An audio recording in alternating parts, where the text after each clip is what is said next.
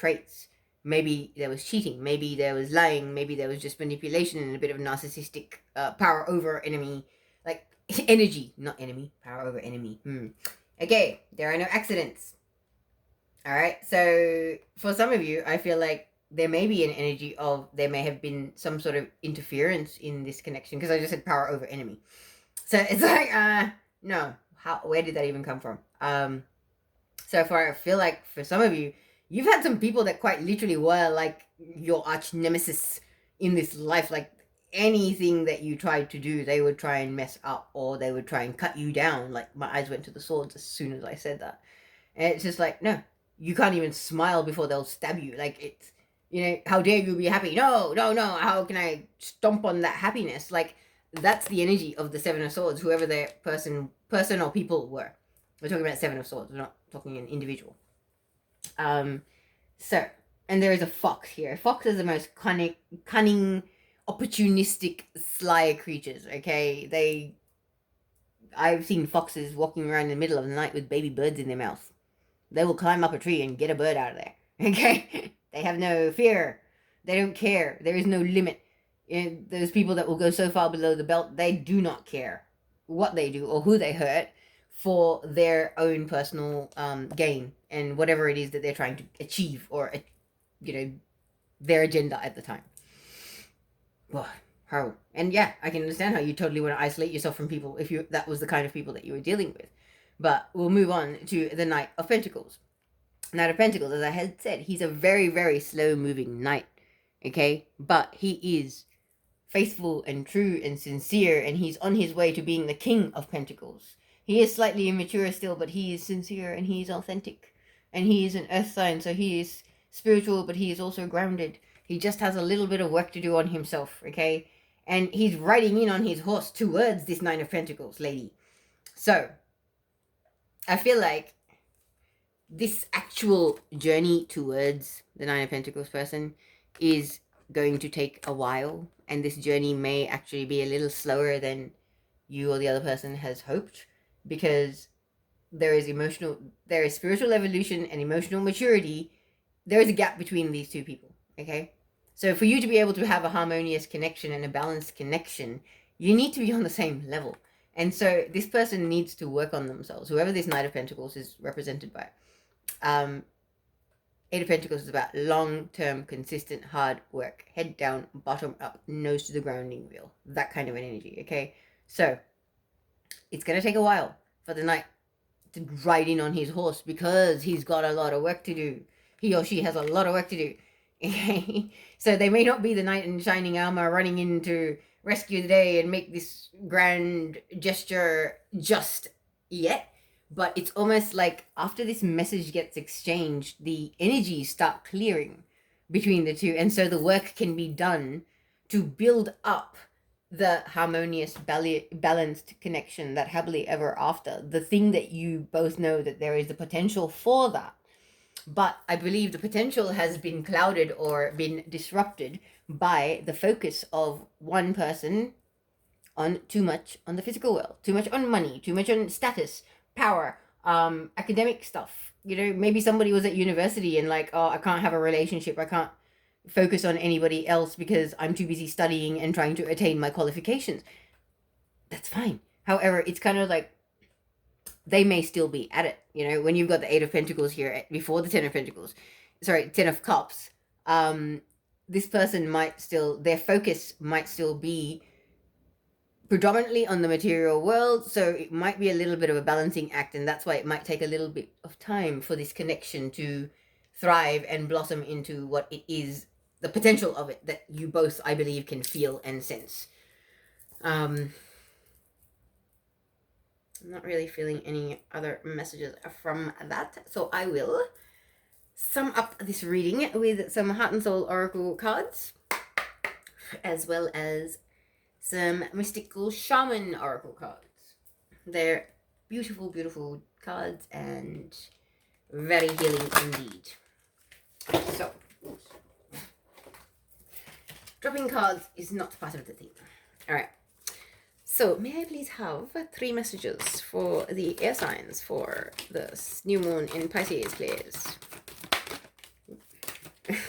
Okay. All right. First card out says, this card signifies expansion and the accomplishment and success that comes as a result of doing what you love, or something that has great meaning for you. You are creating something of lasting value that will be enjoyed by others for years to come. A strong sense of teamwork and fulfillment abound. Nice. So somebody's working on something. Definitely working on something. And that's like a little thumbs up from the universe. Like, don't give up. You got plenty of time. There is going to be a lot of time and effort needed to put into this, whatever it is that you're working on. So yeah, this could even be a business of some description. Spiritual business, energy healing, anything. Okay. But it's like you can start laying the foundations and digging the holes and, you know, putting the pegs in and doing the string line, all that business. Now you can start somewhere now, and it will take a while, but you'll get there. Okay, next card is, it's time to reflect on what really matters. Ultimately, this is love, peace, and happiness, and you can only find these within yourself. When there is peace and love in your heart, there will be peace and love in your world, for all your experiences are simply your own reflection. That's actually a lesson that my team had to remind me of today. I had to be humbled just a little bit earlier because I was getting a bit feisty about something. And it's like, yes, when you speak from a place of pain, you can't see the love. If you focus on a place of sadness, then you'll never be able to see the love in the things that you're presented with in life. If that makes sense. I'm sure it was for someone. And your final message from the Heart and Soul Oracle says, within the transcendental realm of your soul, there are endless universes, each inconceivably vast and at the same time inconceivably small.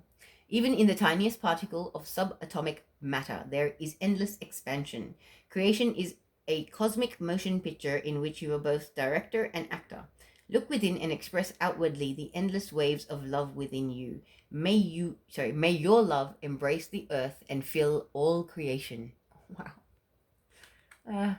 That really is a beautiful, beautiful message. And yeah, I won't say anything more. I'm just going to pull you some mystical shaman oracle messages and say goodbye and happy new moon, Pisces. All right. Final messages for the air signs for this reading for the new moon in Pisces, please. Ooh, we have 14, the curse. Ancestral generational curses, I just heard. So yeah, a lot of us are healing ancestral patterning, okay? So don't be too hard on yourself if you haven't been the best version of yourself recently, because you've probably just been doing your part to heal the ugliness that was part of your ancestral line from before. And yeah, I don't mean any disrespect by saying ugliness, but when you're healing it and you come out the other end, you tend to feel that way about it. Having done a bit of that myself, I can speak from experience. All right. I believe these are the right cards. All right. So we had number 14, the curse. Then we had number 25, Holy Mountain. Nice. And then we have number 48, the Sorcerer. Nice. All right. I'll just start off with 14 because it came out first. And let's see what it says. All right. This is your card. It says, the essence. The curse refers to the limiting stories of our ancestors and the karma from former lifetimes that preordains the events of our lives. It is the source of negative patterns, and it shows up as a disease, a destructive force, or a blockage on our creative energy. The curse holds us hostage to a false story that we confuse for reality. Recognizing the original wound that is playing out in our life can heal it. Nice one. So the invitation says, it is time to recognize the source of our limitations. Did your grandparents live with your mindset of scarcity? Did you inherit genes from heart disease? Were you a slave or a master in a past life? This karmic legacy is ready and waiting to be seen, to be untangled, and to be released. Honor the players and their stories. Forgive everyone and everything. Craft a new life course for yourself. So the medicine. Be aware of your actions. Act with impeccable intention so as not to create a debt or karma that sooner or later someone has to pay. What you do to others, you also do to yourself and to the people you love the most. Now you have the opportunity to clean it up. That's just making me very, very emotional. Because it's a really powerful card. This it is actually probably new moon like now. Like I don't actually know the time, but I know it's 9:21 Sydney time and we're getting close to that. So this card in particular, I believe for a lot of people there are things that have been playing out. We may have been living in our shadow self. We may not have been the best version of ourselves recently, and that card kind of explains that, hey, you know what, don't be so hard on yourself. You are not just what you believe to yourself to be in this incarnation. You're beyond that. You carry the weight of your ancestors on your shoulders in some ways. Okay, now we've got the Holy Mountain. So it says, native peoples around the earth recognize mountains as a place of great power where one encounters spirit or where the gods or goddesses reside.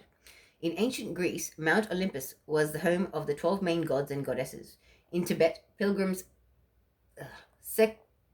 circumambulate Mount Kailash to bring prosperity. In Peru, pilgrims climb the ice-capped Mount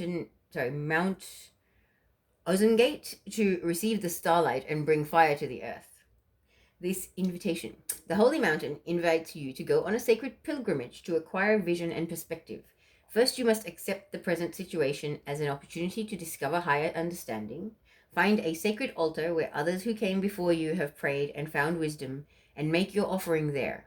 Make a commitment to walk with courage, love, and compassion until you see with clarity the perfection of all. Okay, the medicine. When the Holy Mountain shows up, it is time to be active. Do not let your doubts deter you and keep you bound. This is a time to leap over challenges and to remember that from the top of the mountain there are no obstacles, only beauty and unobstructed view of the entire earth. And there's no need to go shopping for the right hiking boots or camping equipment to climb the Holy Mountain. You already have all the gear you need. Overcome any lethargy, indolence, and laziness, as these are the real obstacles. Wow. Like, these cards have such depth and soul to them that I almost feel like I need to be quiet and give it a very quiet, respectful reverence when I'm reading them. So I won't say anything more. The Sorcerer. So the essence says, this is the source of dark power. The Sorcerer represents the destructive aspect of the human psyche and self-centered behavior that harms others. It symbolizes the unconscious beliefs and ideas that foster separation, conflict, and scarcity. The invitation. When the Sorcerer enters your circle, you are being called to look at how your beliefs around scarcity and self-centered fear manifest in your world. Examine the destructive part of your psyche that misuses power or harbors feelings of resentment, vengeance, lust, greed, bigotry, or hatred. Perhaps you've harmed someone because of these dark tendencies. If so, all is not lost. You have only forgotten that all beings are interconnected and the universe is abundant. The Sorcerer arrives to challenge you to change your thinking. You are given a second chance. Correct your course and practice not blaming others for the darkness that lives inside you. Make peace with it and choose another way. That's a beautiful invitation. Then the medicine. Have you been feeling out of sorts because you've been faced with your own character flaws and the pain that you inflict on others when you are out of alignment? Radical self-acceptance is called for now. You must reconcile these darker aspects of your nature so you don't behave irresponsibly and cause more harm to yourself and the ones you love. It's time to come out of denial and accept responsibility for your words and deeds. When you meet the energy of the Sorcerer with humility, this destructive power transforms into grace, which you can use in service to the highest good. Perhaps it's time to make amends. Do it. It will set you free from the shadows and let you step into the light. Wow. I will say no more, air signs. Have a wonderful, wonderful new moon in Pisces.